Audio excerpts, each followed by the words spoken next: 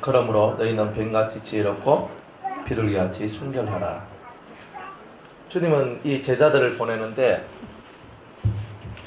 양을 늑대 속으로 보낸 것 같다. 세상이 늑대라는 거죠. 세상이 늑대, 양. 너희들은 양이고. 그러니까 너희들은 약하고 세상은 강하다. 너희는 약하고 세상은 강하다. 이렇게 말씀을 하셔요. 그러므로 너희는 뱀같이 지혜롭고 비둘기같이 순결하라. 그러니까 뱀같이 지혜롭다. 뱀이 하는 일이 뭐냐면 뱀은 자기 허물을 벗겨서 자기의 모습을 만들어내는 게 뱀이에요. 세상에서 너희가 어떻게 사는 것이 진짜 그렇게 삶이냐면 뱀처럼 지혜롭다는 말은 자기 허물을 없애는 일을 하는 것. 이게 지혜로운 일이다. 사람들은 자기 허물이 있다는 것을 이렇게 알고 있어도 그 허물을 잘 벗겨내질 않아요. 그리고 굳어져요. 나이가 들면 들수록 콘크리트 같이 굳어져서 그 허물을 잘 이렇게 벗겨내지 못하는 일들이 있어요. 그러니까 우리가 이 세상에서 많은 사람들을 옳은 대로 인도하고 예수님의 제자를 양성하고 잃어버린 영혼들을 구원해내고 이렇게 하려면 먼저 우리 자신이 뱀처럼 자기의 허물을 벗겨내는 그 지혜를 얻어야 된다. 주님이 우리에게 이렇게 말씀하십니다. 어떤 사람은 아니 뱀은 사탄인데 그러면 우리가 막 사탄처럼 그렇게 지혜로워야 된다고. 사탄이 지혜로운 거예요? 이렇게 해야 돼. 그런 뜻이 아니다. 전년 살아서 지혜롭다 그렇게 갖고 있어요. 예? 사탄은 전년을 살아서 아주 지혜롭다 그렇게 지혜를 받아 이렇게 하죠. 하나님께서 본받을 게 없어서 그 사탄을 뭐 배우라고 이렇게 말씀하시겠어요? 그건 말이 안 됩니다. 여기서 뱀은 사탄을 얘기하는 게 아니라 뱀은 뱀이 가지고 있는 특징 중에서 뱀이 가지고 있는 지혜로움이 몇 가지가 있어요. 첫 번째는 허물을 벗어내는 거고, 두 번째는 예, 그렇죠.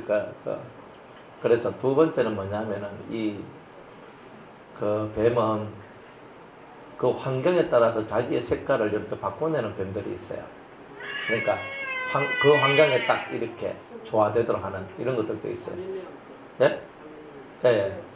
좀 이런 모습도 있는데, 근데 제일 중요한 거는 허물을 벗겨내는 거. 그러니까 세상을 살아가는 참지혜는 자기 허물을 벗겨내는 것이다. 그래서 제자는 허물이 없는 사람이 되어야 된다. 이렇게 얘기를 합니다. 그러니까 우리가 허물이 없는 사람이 되는 건 대단히 어렵잖아요. 살면서 이렇게 해도 허물, 저렇게 해도 허물. 나는 잘한다고 잘했는데 허물이 되고 이런 거죠. 그래서 허물이 벗겨지는 것이 진정한 지혜다. 그 다음에 비둘기같이 순결하라. 되게 순결하단 말은 깨끗하다, 뭐 순수하다, 뭐 이런 뜻이 다 들어있는데요. 비둘기는 사실 가까이 가서 보면 되게 좀 더럽대요. 비둘기는. 그런데 좀 멋이 안 맞는 거야, 이렇게. 그런데 주님이 이제 이 말씀하시는 이 비둘기는, 그러니까 이 평화를 이렇게 대단히 상징을 하잖아요, 비둘기 자체가. 그러다 보니까 그 평화를 이 세상에 전달하고, 우리가 말하는 천국을 전달하려고 하는 사람들은 사람을 무서워해서는 안 된다는 거예요. 여러분들 비둘기 보세요. 비둘기를 보면은 사람을 별로 무서워 안 해요. 안 하고 구구구 그러면서 사람들 곁을 배회하면서 사람들 곁에 있고, 요런 새가 비둘기거든요. 그러다 보니까 우리가 이 세상에 평화를 주고 많은 사람들을 옳은 대로 인도해야 될 우리가 사람을 두려워하거나 또는 사람 세상을 너무 힘들게 생각하면 어떻게 진짜 평강과 은혜의 세계를 전파할 수 있겠느냐. 그래서 순결하단 말은 비둘기는 순수 그 자체다. 그러니까 너희들 심령이 발라당 까져 살아가는 그런 사람이 아니라 순수한 사람이 되라고 우리한테 말씀하고 있는 거예요. 그러니까 세상의 평화를 원하는 사람일수록 마음이 순수해야 됩니다. 순수해야 됩니다. 근데 이 뭔가 순수하지 않는 다른 목적들이 우리 속에 들어있을 때가 있거든요. 그러면은 우리가 원하는 그 하나님 나라의 평안과 기쁨 이런 것들을 제대로 우리가 세상에 전달하지 못하는 그런 일들이 있다 이런 거죠. 사람들을 삼가라 이렇게 얘기를 합니다. 사람들을 가까이 하지 마라. 사람들 세계 속으로는 들어가지만 사람을 너희 마음에 자꾸 두면서 그 사람 세계 속에 빠져들어가면은 안 된다 이렇게 주님은 말씀해요. 그래서 사람들을 삼가라. 저희가 너희를 공회에 넘겨주겠고 저희 회당에서 채찍질 하리라. 좀 권력 있고 능력 있고 힘 있고 똑똑한 사람이라고 그 사람한테 붙어 들어갔다가는 이런 일 당할 수 있다 이런 거예요. 그래서 너희가 어느 성에 들어가든 어느 곳에 들어가든 하나님이 예비해 둔 사람들이 있으니까 그들하고 이렇게 있어라. 그런데 그렇지 않으면 너희들은 일이 늑대와 같은 그런 사람들한테 너희들이 짓밟힐 수도 있다. 자, 이런 것을 말씀하는 거죠. 또 너희가 나를 인하여 총독들과 임금들 앞에 끌려가리니, 대표적으로 사도 바울이 그죠? 총독이나 임금 앞에 끌려가지요. 이는 저희와 이방인들에게 증거가 되게 하려 하심이라. 꼭 바울의 얘기 같아요. 너희를 넘겨줄 때 어떻게 또는 무엇을 말할까 염려치 말라. 우리가 그런 총독이나 관원들 있죠. 그런 임금들, 대통령, 그 큰 자들한테 끌려갈 때 내가 무슨 말을 할 건지 자꾸 내가 뭘 준비해야 되나 염려하는데 하지 마라. 그때에 무슨 말을 할 것을 주실 것이다. 그러니까 무슨 말을 할 것을 그대로 주신다는 거예요. 그러니까 성령이 여러분들에게 여러분의 입에다가 할 말을 주신다는 거예요. 그 성령의 역사를 믿으라는 거죠. 말을 하는 이는 너희가 아니라 너희 속에서 말씀하시는 자 곧 너희 아버지의 성령이시니라. 아직 이들은요 성령을 받지 못한 상태에서 아버지의 보내실 그 성령이 너희한테 들어오면 성령이 너희를 대신하여서 말할 것이다. 그는 이 말이 무슨 말인지를 이해를 못하는 거예요. 하지만 나중에 오순절 성령의 역사를 통해서 드러난 그 일들이 이제 이 말씀을 그대로 이해하도록 만들어 놓은 거죠. 장사 때가 되면은 형제가 형제를, 아비가 자식을 죽는 데 내어주며 자식들이 부모를 대적하여 죽게 하리라. 이런 사악한 악한 세상들이 온다는 거야. 그러면 장차란 말은 현재 일은 아니고 앞으로 너희가 이런 일을 당할 수도 있다. 그래서 역사적으로 예수 믿는 형제를 예수 안 믿는 형제가 고발해서 죽도록 만들고 자기는 그것을 발판으로 해서 출세하고 이런 사람들이 있었거든요. 그리고 아비가 자식을 죽는 데 내어주고 자식이 부모를 대적하여 죽게 하는 종교적 전쟁, 가정에서 종교 전쟁이 일어나게 될 것이다. 이렇게 얘기를 합니다. 그러니까 예수 안 믿는 사람하고 결혼하면 종교 전쟁이 일어납니다. 맞죠? 예수 믿는 사람도 성령을 받고 하나님의 은혜를 아는 사람이면 그 전쟁은 거의 없어요. 그런데 그래도 있거든요. 왜? 사상이 틀리면. 하물며 불신자하고 결혼을 했는데 종교 전쟁이 안 일어날 수 있겠어요?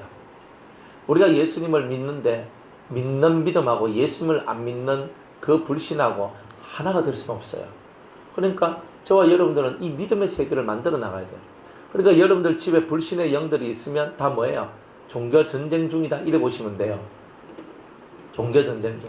하나님을 믿어야 되는데 하나님을 안 믿는 사람이 한 명이라도 있으면 그 사람들은 다 전쟁을 일으킬 사람들이에요. 얘는 무조건 일으키게 돼 있어요. 싸움이 나요.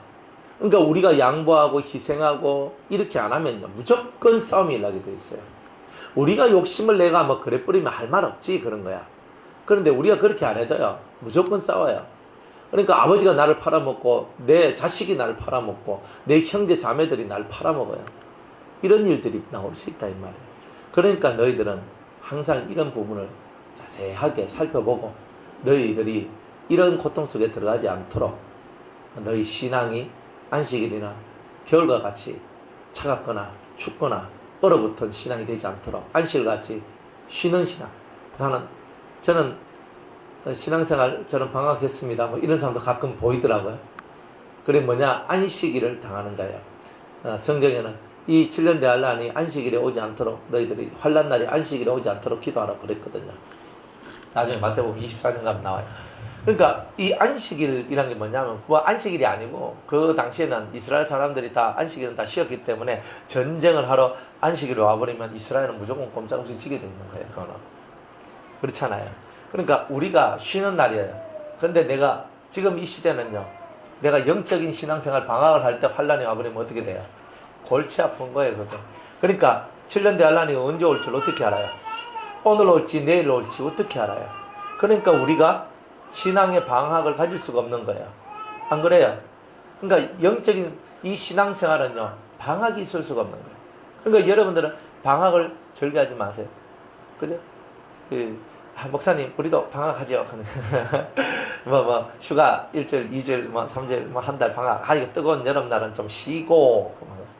뜨거운 여름날에 성령의 불바다를 만들어야 이 뜨거운 햇빛을 통과해내지 않겠습니까? 바깥은 추운데 우리는 성령의 불이 돼가지고 불바다가 돼야지 그 추위도 넘어가지 않겠습니까? 그러니까 하나님의 은혜와 능력이 여러분을 감고 있어야 여러분들이 살아나는 거지. 하나님의 은혜와 하나님의 사랑이 여러분들과 함께 하지 아니하면 어떻게 그 모든 것을 이겨낼 수 있겠느냐? 자, 또 너희가 네 이름을 인하여 모든 사람에게 미움을 받을 것이나. 예수님 때문에 다 미움을 받는데요. 어떤 사람? 모든 사람이래요. 예수 믿지 않는 모든 사람, 성령을 받지 않는 모든 사람들한테 우리가 미움을 받게 된다는 거예요. 그런 날이 온다는 거예요. 7년 대환란이 되면 무조건 그렇게 됩니다. 7년 대환란이 오면요, 가족이 필요가 없어요. 여러분들 7년 대환란 왔다 싶으면요, 특별히 666을 받았다, 그죠? 그러면 이미 가족 아닙니다. 666을 딱 받아버리면 이미 내 가족이 안 돼요. 그 사람은 마귀의 것이지 절대 내 가족이 아니에요. 마귀 가족이지 절대 내 가족 아닙니다. 그때는 내 가족을 구원해야지가 아니에요. 666 딱 받아보면 무조건 끊어버리는 거예요. 교제하면 안 돼요. 끝났어요. 이미 끝난 거예요. 그거는. 그러니까 내하고는 아무 관계가 없다. 뭐 내 남편이, 뭐 내 아내가, 내 자식이, 내 부모가 666 받았단 말이에요. 그러면 그 불어, 그 시로 그때 이제 가족 관계는 끝나는 거예요. 완전히 그 사람은 마귀한테 소속돼 있어요. 그러니까 절대 그때는 가족 하면요, 여러분들이 다 죽게 돼요. 그때가 되면 부모가 666을 받은 부모가 안 받은 믿음의 아들을 고소해요. 또 666을 받은, 그죠? 그런 아들이 부모를 고소해요. 그래서 부모를 잡혀 죽도록 만들어요. 이런 일들이 나와요. 그러니까 지금 아직은 은혜 시대거든요. 지금 우리가 살고 있는 이 시대는 은혜 시대라. 이 시대는요, 우리가 얼마든지 부모를 구원시킬 수 있고 자식도 구원시킬 수 있고 형제 자매를 구원시킬 수 있는 하나님의 은혜가 우리와 함께 있기 때문에 괜찮다 이 말이에요. 그런데 때가 되면 7년 대환란이 왔다, 와가지고 666을 받았다, 그러면은 이미 그 사람은 마귀의 사람이지 절대로 내 가족이 아닌 거예요. 그거를 여러분들이 알고 7년 대환란 오기 전에 가족들을 예수 믿게 하고 어쨌든 성령까지 받게 하는 사람이 최고로 잘하는 사람이에요. 그러면 내가 없어도 그때부터는 성령이 그분에게 역사해서 그분을 구원의 길로 인도할 거 아닙니까? 내가 언제까지나 옆에 있어서 아들아, 딸아, 오빠야, 누나야, 동생아, 형님아, 아우야 이렇게 하면서 할 수 있겠어요? 아버지 예수 믿어 있어, 어머니 예수 믿어 있어. 참 어렵잖아요. 그러니까 이렇게 해야 됩니다, 저렇게 합니다 안 해도 성령이 스승이 되셔서 우리의 가족들을 가르쳐주는 그런 것까지 만들어 놓으면 굳이 여러분들이 그만큼 신경을 안 써도 성령께서 그들을 이끌어 가기 때문에 떨어져 있어도 괜찮다 이 말이에요. 그러나 그렇지 않으면 곤란합니다. 그래서 성령 받은 사람하고 성령 안 받은 사람은 차이가 하늘과 땅 차이예요. 교회는 다니는데 성령을 받은 사람, 교회는 다니는데 성령을 안 받은 사람, 그죠? 교회 다니는데 성령을 안 받으면 뭐 해야 돼요? 곤란하죠? 곤란해요. 성령을 받아야 동지예요. 성령을 받아야 하나님의 사람이에요. 그러니까 성령을 안 받으면 하나님의 사람이 아니에요. 어쨌든 간에 일단은 성령을 받도록 해야 돼요. 뭐 세상길 나가지고 뭔 짓을 하든지 간에 일단은 성령은 받게 해야 돼요. 성령은 받게 해야 그 영들이 나중에라도 그 성령의 역사가 조금이라도 남아있어서 그들을 이끌어 간단 말이에요.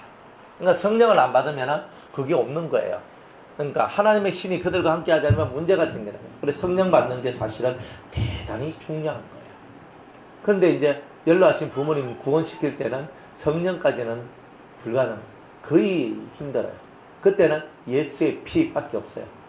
그죠? 예수의 피밖에 없네 그러잖아요. 그때 예수의 피만 믿게 해도 잘한 거예요.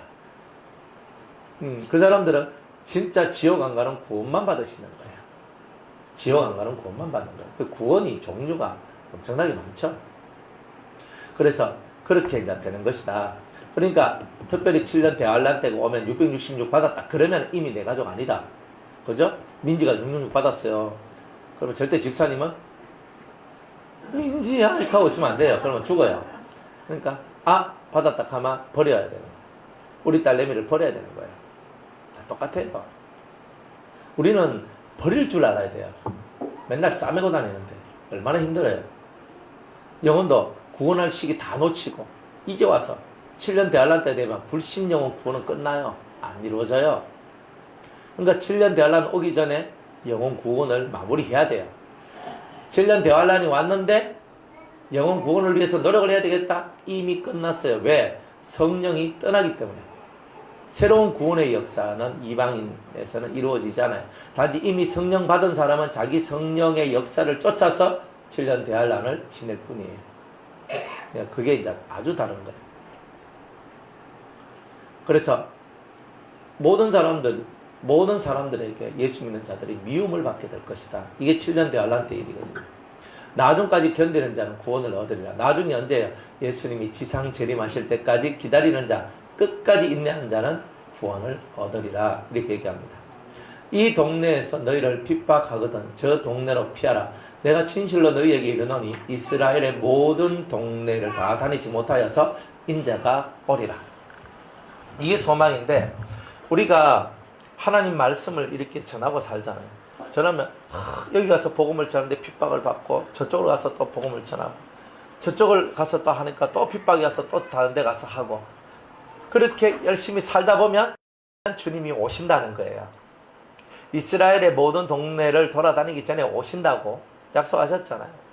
그러니까 너희들이 아직도 할 일이 많다라고 생각하는 그때 아직도 복음을 많이 전해야 된다라는 생각을 할 바로 그때 예수님이 오신다는 거예요.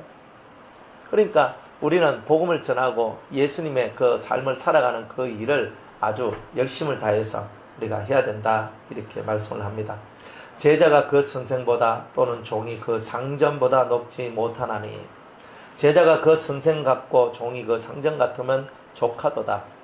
우리가 아무리 높아져 봐야 예수님만큼 자라면 잘 자랐다는 거예요. 정말 잘 자랐다는 거예요.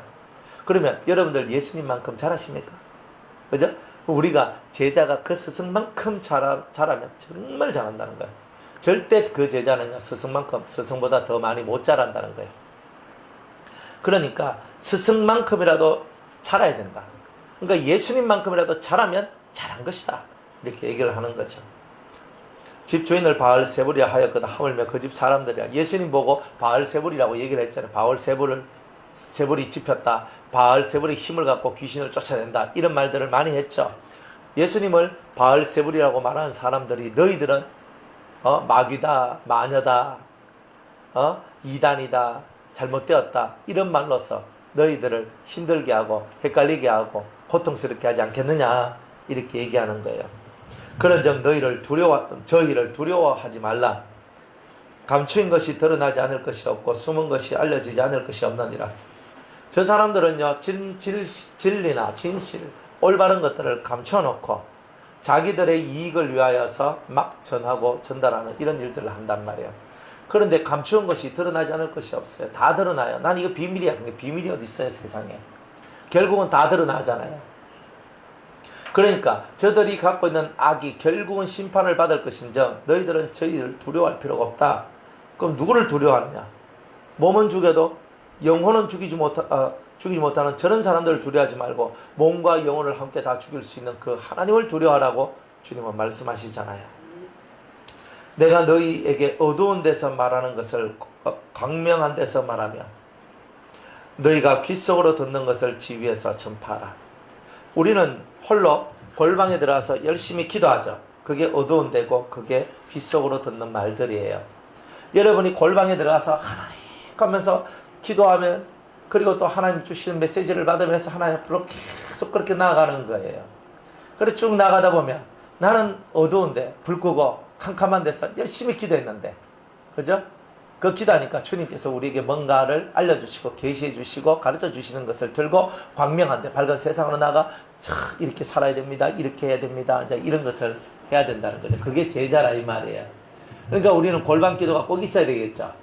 여러분들이 집에서 기도하고 집에서 성경 읽고 하면서 주님과 교통하고 교제하면서 받은 그 어두운 데서 여러분들이 받았던 것, 그리고 여러분들이 귓속말로 조용히 주님이 은밀한 중에 말씀했던 것, 이런 것들을 가지고 여러분들은 많은 사람들에게 전파하는 그런 일들을 하는 것이 바로 제자다. 이렇게 주님은 말씀하고 있는 겁니다.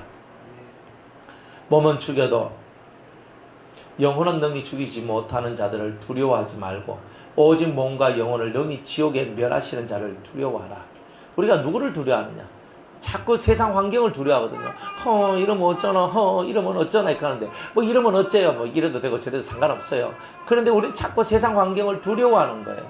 그 두려워하지 마라. 만약 너희를 누군가 죽인다고 협박하고 공갈을 친다 할지라도 두려워할 것 없다. 왜? 참새 한 마리도, 참새 두 마리가 한 아사리온에 팔리는 것이 아니냐. 그러나 너희 아버지께서 허락지 아니하시면 그 하나라도 땅에 떨어지지 아니하리라. 참새 두 마리가 있는데 하나님께서 팔려가도록 하신 분도 하나님, 땅에 떨어지도록 죽도록 만든 분도 하나님이신데 하나님이 허락 안 하면 참새 한 마리도 못 건드린다는 거예요. 그러니까 너가 순교해야 될 일이 있으면 하나님이 너를 순교당하도록 그렇게 하실 것이다. 하지만 하나님께서 너를 순교당하지 않도록 하신다면 어느 누구도 너를 죽일 수가 없을 것이다. 이런 거예요. 여러분이 하나님의 사람이 되면 여러분의 가족들도, 여러분한테 붙어있는 가족들은 다 살아요. 끝까지 버티면서 나는 뭐 아버지가 믿는 예수 싫어요. 나는 어머니가 믿는 예수 싫어요. 나는 오빠가, 형님이, 동생이 뭐 믿는 예수가 싫다. 막 이렇게 얘기하면 할 수 없는 거지 뭐. 안 그래요? 그런데 그래도 받아들이고, 그래 네가 믿는 예수 나도 한번 믿어보자. 아이고 그런데 뭐 교회 가기는 좀 그런데 뭐 그래도 내가 마음으로 내가 믿을게. 이렇게라도 해야 이 사람들이 구원을 받는 거예요. 왜냐하면 나이가 많고 뭐 다리가 불편하고 교회 가기 힘든 그런 분들도 있거든요. 그런 분들한테 뭐 어떻게 하란 말이에요. 그런데 마음으로 믿어 의에 이르고 입으로 시인을 하면서 구원을 받는 거라니까요.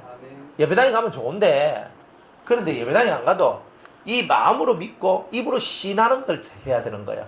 그러면 이분들은 구원을 받게 돼요. 그렇게 시인하고 살다 보면 어느 순간인가 또 교회도 가게 될 수도 있는 날도 있어요.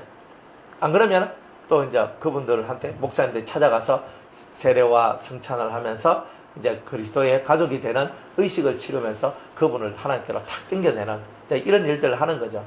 그래서 집에 불신 가족들은요, 어쨌든 예수님을 믿도록 여러분이 말씀을 전하고 때를 얻든지 못 얻든지 하나님 뜻을 전하는 거예요. 그리고 때가 되어서 그래 나도 예수 믿을란다 하라고 얘기했을 때, 뭐 가까운 교회 나가서 예수 믿으면 좋은데 그렇게 되지 못할 상황이 왔을 때 자녀들이 목사님을 모시고 가가지고 그 분들한테 세례를 주고 성찬을 하면서, 그죠? 그분들이 예수님 안에 들어온 사람이란 것을 이런 형식을 통해서도 확정시키는 일들을 하는 게 중요한 것이다. 그러니까 이거 되게 중요한 내용이에요. 그래서 주님께서도 말씀하시기를 성찬을 하지 않으면 나와 관계가 없다 그랬어요. 그러니까 꼭 여러분들은 부모님들이 예수 믿겠다 그랬을 때는, 그 신앙 고백을 했을 때는 꼭 성찬을 하는 것이 옳습니다. 그죠? 성찬을 하는 게 옳아요. 그래서 이제 그런 거 신앙 고백하고 예수님을 구주로 영접하는 그런 마음을 갖고 고백했을 때 여러분들 다니는 교회 목사님 모시고 가가지고, 목사님 우리 부모님이 이렇게 신앙 고백하고 됐는데 세례와 성찬을 해야 안 되겠습니까? 목사님 좀 해주시면 좋겠습니다 라고 이렇게 얘기하면 어떤 목사님이 그걸 안 해주시겠어요? 뭐 가끔 뭐 바빠서 못 해주는 목사님도 있는데, 그래도 이제 이렇게 뭐 하고 뭐 그걸 안 해준다 그러면은 뭐 다른 목사님을 초청했었는지 그렇게 하는 게 맞지 않겠습니까? 네. 그래, 네 돌떡 먹었다 내가 봐준다. 자, 그러니까 우리 하나님을 두려워해야지 다른 어느 누구를 두려워할 필요는 없다. 너희에게는 머리털까지 다 세신 바 되었나니, 너희에게는 머리털까지 다 새 신바가 되었대요. 다 새 신바가 되었대요. 그러니까 우리에 대하여 모르는 게 전혀 없다는 거예요. 전혀 없다. 하나님은 다 아신다. 그죠? 오늘 뭐 머리 감으면서 머리털 몇 개 빠진 것까지 하나님은 다 아신다 이런 거예요. 쉽게 말하면 우리가 그걸 어떻게 다 헤아리겠어요 이거를. 근데 하나님은 그런 거예요. 내가 하룻밤 자고 났더니 내 세포 중에 몇 개가 살아나고 몇 개는 죽었다 이런 것도 다 아시는 게 하나님이신데 그 정도로 하나님은 다 안다 이 말이에요. 그러면 여러분들은 그 정도로 하나님은 여러분들에게 깊은 관심을 가지고 계신다는 거 아니겠어요? 왜? 내 새끼니까, 내 자식이니까. 여러분이 하나님 자식이잖아요. 그러니까 그렇게 깊은 관심을 가지고 있는 거죠. 남 같으면 뭐 그렇게 관심 가질 필요가 있습니까? 그냥 뭐 죽든지 말든지 뭐 남인데 뚝 던져 놓을 거 아니에요. 두려워하지 말라. 너희는 많은 참새보다 귀하니라. 어떻게 참새보다 귀하다 하시나? 그죠? 그러니까 참새 한 마리도 하나님 허락이 있어야 뚝뚝 떨어지고 이거 뭐 죽거나 살거나 하나님 떠다니라 했는데 야 하나님이 참새도 이렇게 보호하시고 때로는 죽게 하시고 다 이렇게 하는데 야 참새도 하나님이 이끄시는데 너희들은 얼마나 잘 이끄시겠느냐 하나님이 왜 그걸 못 믿나 이런 거죠. 그래 여러분들은 참새 보면서 위안을 가지세요. 내가 니보다 낫다 니보다 귀하다 이런 거죠. 좀 웃기는 얘기지만 그죠? 참새라고 얘기했지만 우리들 뭐 저는 강아지나 개, 고양이, 뭐 닭, 염소, 그죠? 뭐 양, 뭐 이런 거, 소 이런 것들 바라보면서 내가 니보다는 낫다. 짐승들보다는 하나님이 나를 귀하다고 하시는구나. 이렇게. 그러니까 여러분들 짐승보다 나은 거잖아요. 은혜 안에 있으면.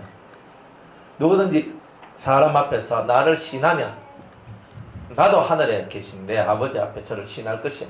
그러니까 여러분들 사람이 두려워서 사람 앞에서 나 예수 믿습니다 이 말 못하고 나 예수 안 믿는데 난 교회 안 다니는데 뭐 이런 얘기하면 하나님 예수님도 하나님 앞에서 그렇게 할 것이다 이런 거예요.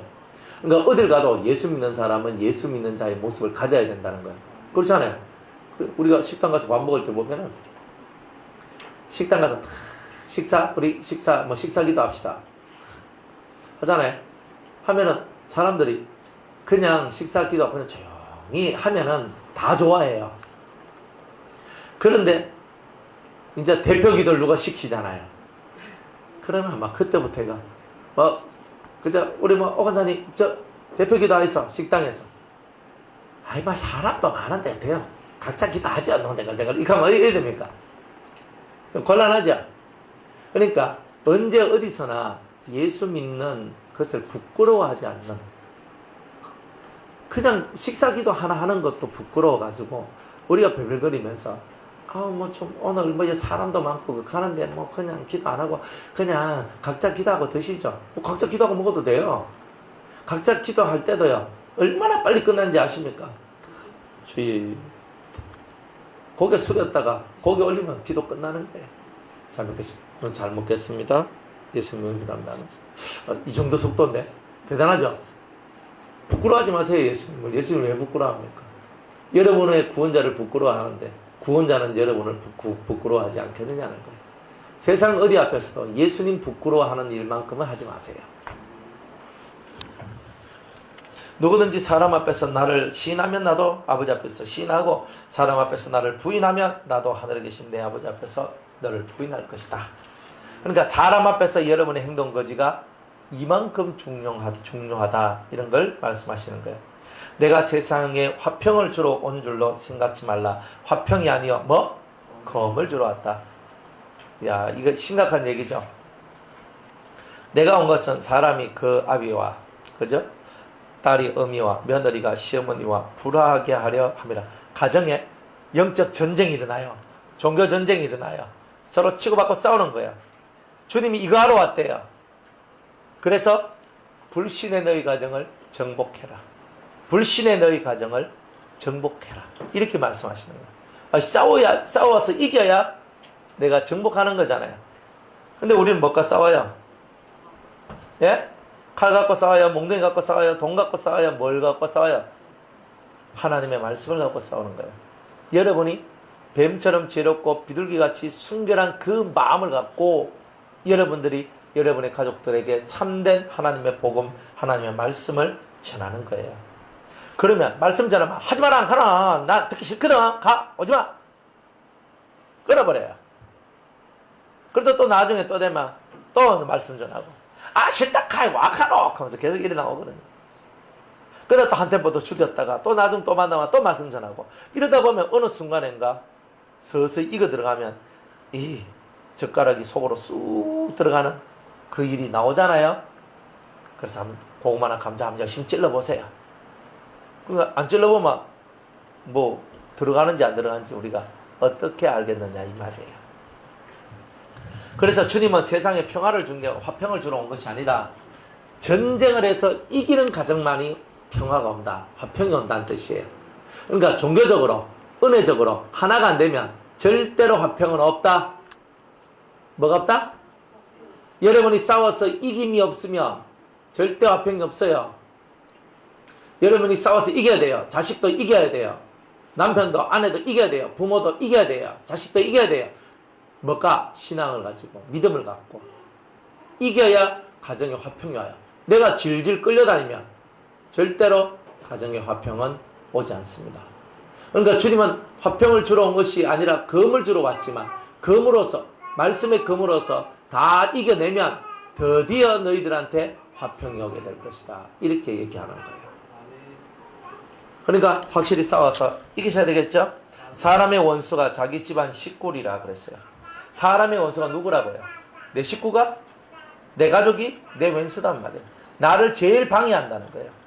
그 하나님 믿고 살아가는데, 은혜 안에 살아가는데 다 방해한다. 다 방해한다. 그래서 사람의 원수가 자기 집안 식구리라.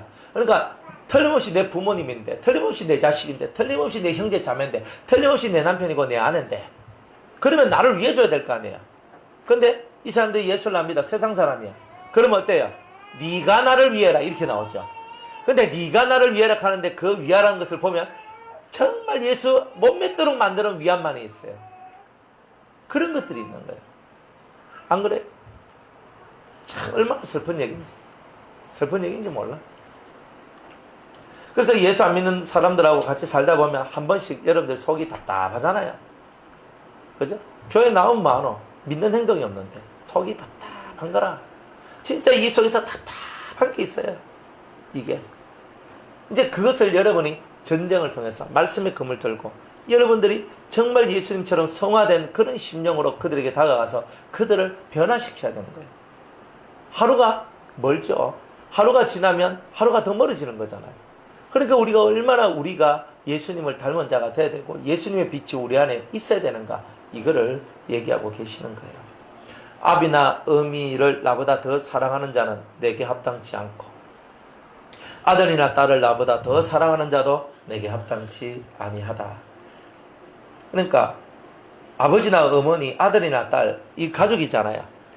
가족을 나보다 더 사랑하면, 네 남편을 더 사랑하면, 네 아내를 더 사랑하면, 네 부모를 더 사랑하면, 네 자식을 더 사랑하면 뭐예요?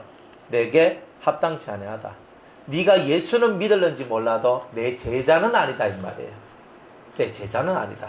진짜 제자는 예수님이 1번이 되어야 진짜 제자가 돼요. 맞잖아요. 예수님이 1번이 안 되는데 어떻게 예수님의 제자가 돼요?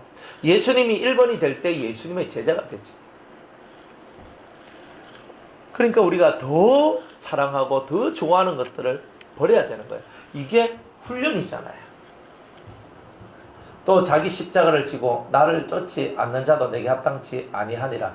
자기 십자가가 있어요. 때로는 남편이 십자가, 때로는 아내가 십자가, 때로는 자식이 십자가, 때로는 부모가 십자가, 때로는 형이, 때로는 누나가, 때로는 동생, 남동생, 여동생이. 여러분들 가까이 있는 가족들이요, 십자가예요. 그런 사람들이 있어요. 그런데 나는 신앙생활하는데 이 사람들 거추장 쓰었다고 남편하고 이혼하고 자식들은 다른 데 보내보고 이렇게 살면 되겠느냐? 안 된다 이 말이에요. 그러니까 우리는 이런 생활을 하는 게 아니다 이 말이에요. 죽으나 사나 우리의 십자가, 왜 이걸 지고 가야 되냐면 이걸 지고 가야지 고난을 통한 유익을 얻을 수 있기 때문에 그런 거예요. 그냥 무거운 짐만 들고 가면 얼마나 힘들어요. 그러나 무거운 짐을 들어봐야지만 내게 주시는 은혜가, 특별한 은혜가 있다는 것을 알면 그 무거운 짐 안 지겠느냐는 거예요. 무거운 짐을 져봐야 그 고난이 내게 주는 유익과 은총이 그저 있는 것을 여러분들이 알고 그 고난을 통한 그 큰 유익들을 여러분들이 받을 때에 훨씬 더 성장한 자가 되기 때문에 절대 십자가를 버리지 말라고 말씀하시는 겁니다. 살다 보면요, 저 사람 좀 없었으면 좋겠다, 이런 사람이 꼭 있어요. 한 명씩. 저 사람만 없으면 내 인생이 편할 건데, 저 사람이 없으면 내가 이렇게 묶여있지는 않을 텐데, 저 사람이 없으면 정말 그럴 텐데. 그런데요, 그 사람이 있기 때문에 여러분들이 자중하고, 그 사람이 있기 때문에 하나님을 더 찾고, 그 사람이 있기 때문에 여러분들이 하나님의 영광 안에 갈 수 있는 거예요. 근데 자꾸 그 사람 내 저 사람 때문에 안 된다고. 그죠? 여러분들이 할 만큼 하시면, 여러분들이 정말 주 앞에서 예수의 삶을 살면, 뭐 안 되면 왜 하라고? 안 되는 거지. 안 그래요? 아무리 보여주고 가르쳐주고 해주고 다 해줘도 안 따라오면 그럼 죽을 인생이지 뭐. 할 수 없는 거예요, 그거는. 그러나 우리는 사람이, 가족들에 대해서는 이거는 하늘이 맺어준 인연이잖아요. 그런 사람들에 대해서는 하늘이 맺어줬기 때문에 이거는 내가 아무리 버리려고 해도 이거는 버릴 수 없는 거다, 이 말이에요. 그러니까 이거는 정확히 내 십자가 맞은 거예요. 가족에 대해서는 십자가 맞아요. 그거를 버리려고 하는 사람은 절대 하나님이 못 벗어내도록 해요. 내 멍에를 메고 나를 따르라 그랬잖아요. 그 멍에가 십자가란 말이에요. 그 십자가를 지고 나를 따라야 되는, 주님을 따라가야 되는 거예요. 따라가다 보면 여러분들이 좋은 날이 오는 거예요. 아멘. 왜 좋은 날이 오냐? 여러분이 달라졌기 때문에 좋은 날이 와요. 아멘. 옛날이나 지금이나 똑같은 내라면, 그죠? 아무런 유익이 없어요. 그러나 십자가를 지고 갔기 때문에 다른 내가 있는 거예요. 내 하고 싶은 대로 다 하고 살았는데 뭐. 여러분들 하고 싶은 대로 다 하고 살면 여러분이 좋을 것 같지요. 남는 거는 아집밖에 없고 고집밖에 없어요. 교만함밖에 없어요. 나는 내 하고 싶은 대로 다 하고 살았는데. 자랑입니다. 절대 자랑 아닙니다. 고난은 뭐냐? 내가 하고 싶은 것이 있어도 못함으로 말미암아 나오는 그 마음의 절제. 그죠? 그리고 내가 정말 해야 되는데 못하는 것에 대한 그 안타까움. 그래서 하나님 앞에 처절하게 울부짖는 그 기도. 이런 것들이 다 자기들을 만들어내는 거예요. 때가 되면 그 사람을 바꿔주든지 아니면 주님이 그 사람 데리고 가든지 알아서 할 거 아니에요. 그러니까 정한 때에 여러분이 변화되면은 그 사람이 바뀌어지든지 아니면 그 사람 데리고 가든지 할 거 아니에요. 여러분이 바뀌어져야 되잖아요. 안 바뀌어지면 계속 십자가로 남아있는 거예요. 그럼 여러분이 죽는 그 순간까지 골탕 먹는 거예요. 왜? 시험 통과 못하면 계속 시험 쳐야 되잖아요. 죽는 날까지 시험 통과 못하면 죽는 날까지 고통하는 거예요. 그러니까 우리는 시험을 빨리 통과해야 되는 거예요. 그걸 통과 못하니까 끝까지 그 고생 바가지로 하고 사는 거예요. 그러니까 통과를 잘해야 되는 거예요. 통과를. 그래서 가족에 대해서는 십자가다. 그 십자가에 대해서는 여러분이 잘 지고 가셔야 된다. 이런 거죠. 가족 외에도 때로는 몸이 십자가일 수도 있어요. 그죠? 몸이 아프고 몸이 병들고 뭐 장애가 있고 이런 것들도 하나 십자가예요. 누구는 다리 못 쓰고 싶어서 못 쓰겠어요. 누구는 그죠? 뭐 보고 싶지 않아서 아마 안 보겠어요. 그런 거 아니에요. 하나님께서 참으로 안타까운 이야기들을 인생 가운데 허락한 게 있어요. 그런데 그 모든 것들 또한 십자가인 거라. 내가 이거를 버리려고 하면 할수록 오히려 더 나를 힘들게 하고 더 쪼아드는 이런 일들이 벌어지더라는 거예요. 그래서 십자가를 져라. 받아들여라. 그리고 기도하라. 그러면서 이렇게 하나님 앞으로 나오라. 이렇게 얘기하시는 거죠. 자기 목숨을 얻는 자는 이럴 것이요. 자기 목숨 가는 사람 있죠. 내 거 가는 사람 있죠.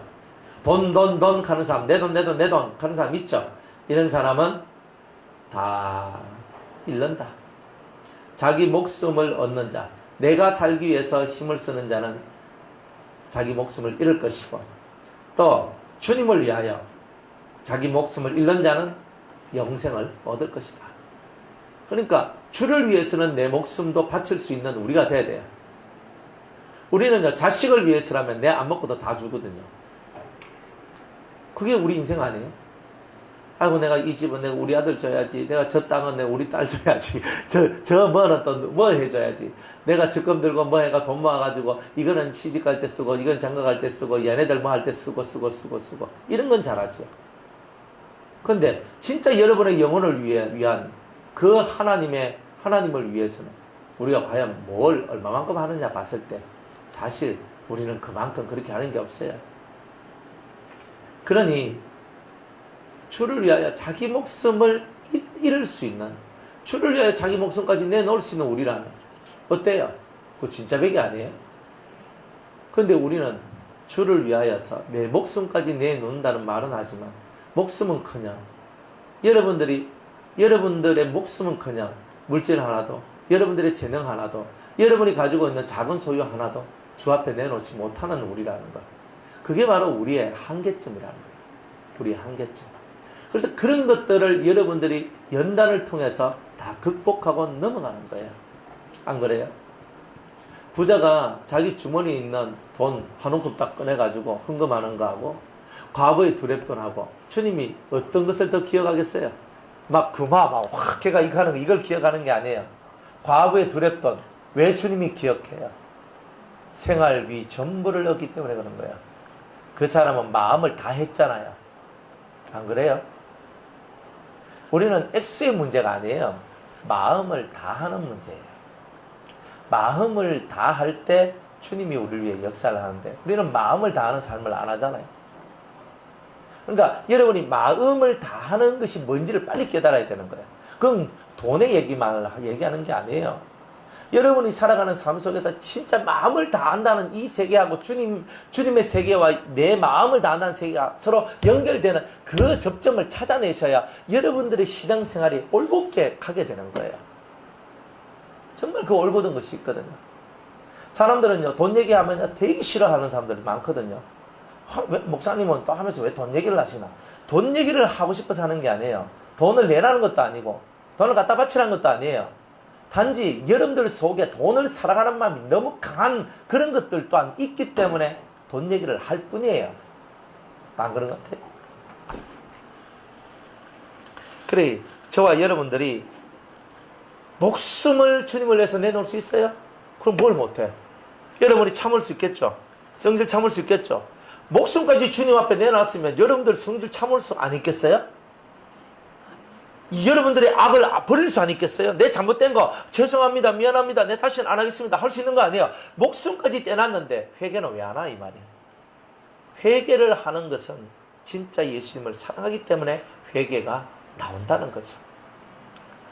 주님을 위해서 무엇을 얼마만큼 여러분들이 한 게 있느냐. 목숨까지 내놨으면 뭐든지 다 할 수 있는 거 아니냐.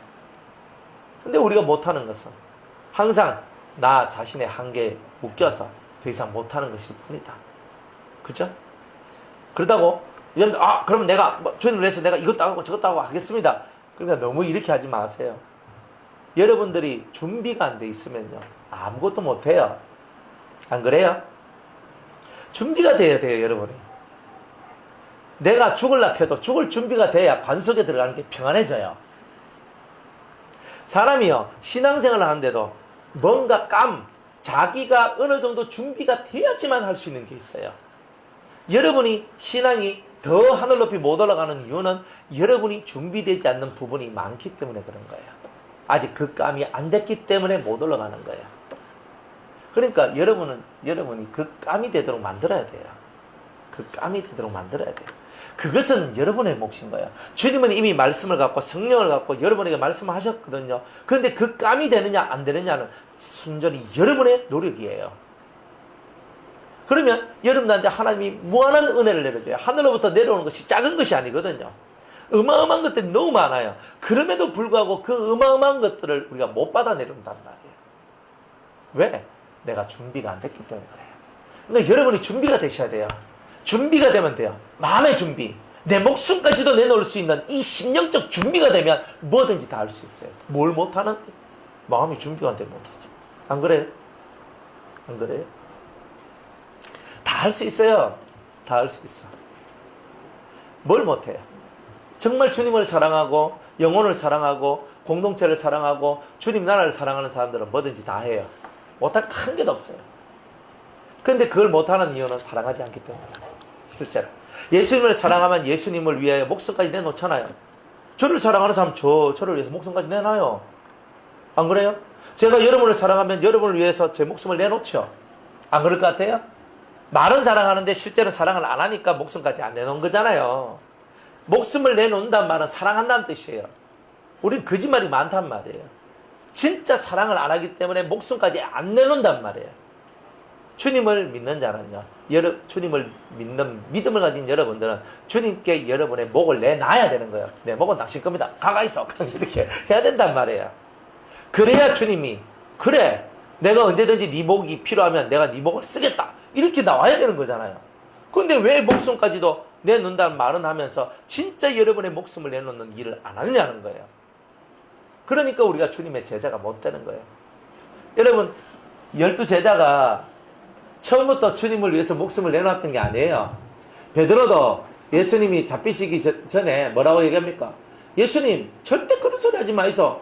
다른 사람들은 다 도망가도 나는 예수님하고 끝까지 갑니다. 안 그랬습니까?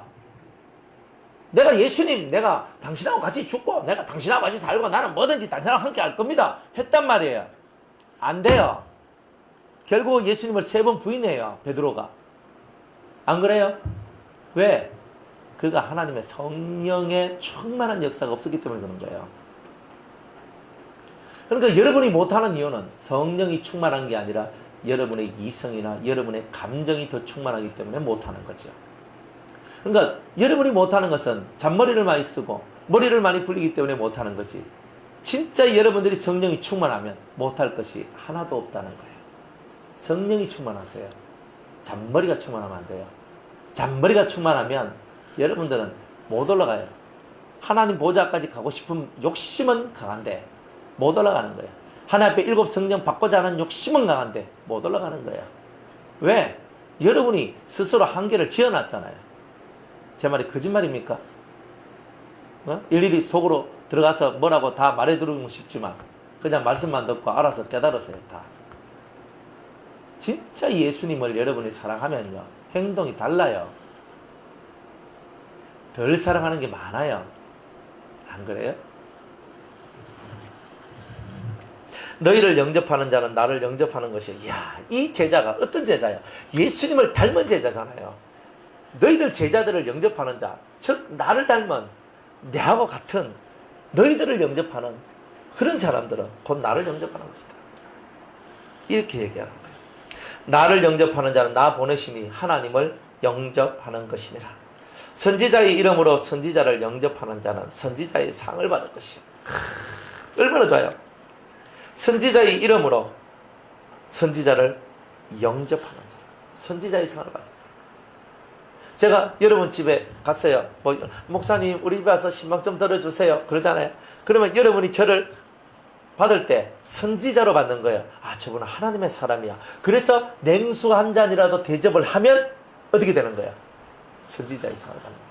냉수 한 그릇이라도 절대 땅에 떨어지는 게 없는 거예요. 주님은 마음이 중요하잖아요. 선지자, 그죠?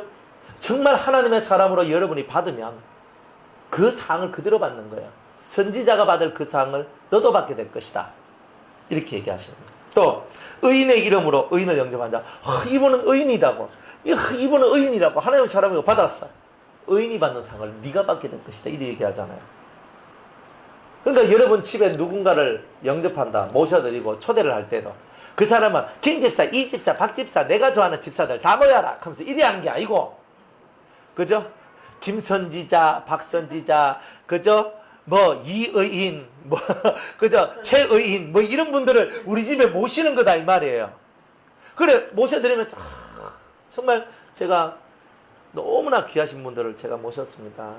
제가 최선을 다해서 요리를 하고 준비했는데 맛있게 드시고, 그죠? 이런 게 필요한 거예요. 맞죠? 아닙니까? 저한테 그렇게 해달라는 거 아니에요. 여러분들이 정말 사람을 대할 때 저 사람은 진짜 선지자야, 저 사람은 진정한 의인이야, 정말 이런 마음을 갖고 그들을 대접하고 그들을 영접하며 섬길 때에 여러분들한테 진짜 선지자가 받는 상, 의인이 받는 상을 여러분이 받을 수 있다는 거예요. 그죠? 저한테 밥 사줄 때, 우리 목사님, 점심도 못 드시고, 제가 밥 한 그릇 사드릴게요. 주실 수 있어요.